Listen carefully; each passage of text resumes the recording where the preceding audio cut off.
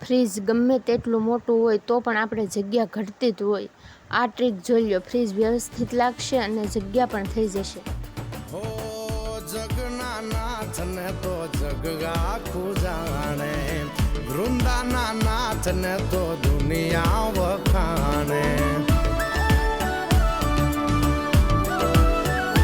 હો જગના નાથને તો જગ આખું જાણે, વૃંદાના નાથને તો દુનિયા વખાણે, દુનિયા વખાણે, દુનિયા વખાણે.